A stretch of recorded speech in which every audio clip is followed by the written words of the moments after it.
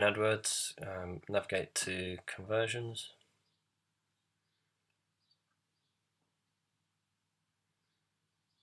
Go to Google Analytics and import that goal. That's done. You would do the same for the thank you page or any other type of event, perhaps event tracking as well. So once that's done, and actually before you probably even want to import this into AdWords and Analytics, you want to go check the actual call tracking is working. So what you're looking for actually on the page is like a flicker.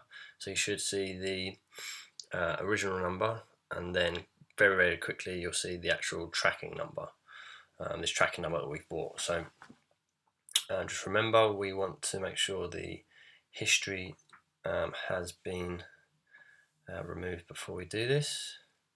So I'm going to clear browsing history. Fine. We want to get a new tab, which is an incognito tab. We want to type in the landing page, and then after the last bit you want to put / gclid equals test. Now before I hit submit, again just remember you're just looking for a little flicker, so you look at the top right hand corner where the phone number will likely be.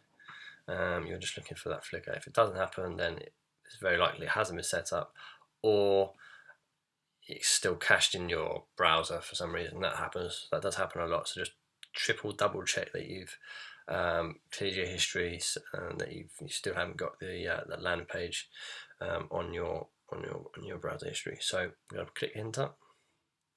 Look out for that phone number in the right hand corner.